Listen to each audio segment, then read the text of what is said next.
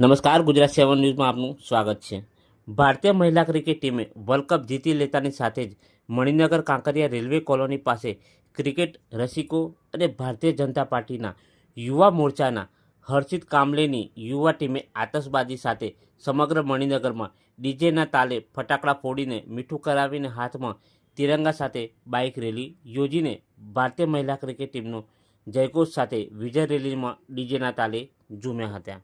महिला क्रिकेट टीमें world cup जीतीने करोड़ों भारतीयों सपनों आज साकार કર્યું છે।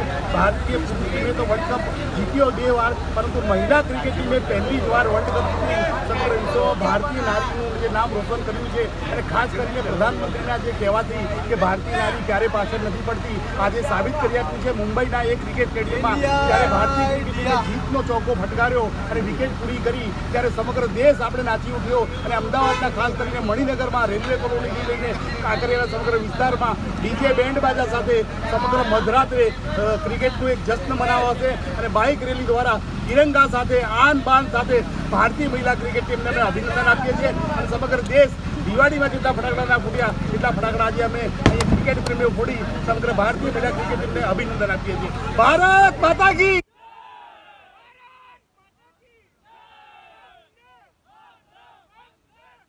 એટલો બધો આનંદ છે ઐતિહાસિક વિજય મેળવીને કે આજે એટલો બધો આનંદ છે કે દિવાળીમાં જેટલો આનંદ નથી કર્યો એનાથી ડબલ આનંદ આજે અનુભવાય છે કે મહિલા જીતે આજે જે પ્રદર્શન શક્તિ બતાવી છે તેમની કે તે બદલ આમ જોઈને નારી શક્તિ પ્રદર્શન કરીને જેટલી શક્તિ એમણે બતાવી આજે અને જે રીતે એ લોકો વિજય મેળવીને આજે આગળ આવ્યા છે તે બદલ આજે ખૂબ ખૂબ હું એમને અભિનંદન પાઠવું છું। અને આજે જે ગર્વ અને આપણા રાષ્ટ્રનું ગૌરવ આજે બહુ જ ઊંચું થઈ ગયું છે કે એ માટે એ લોકો માટે બહુ માન અને ગર્વની લાગણી અનુભવાય છે।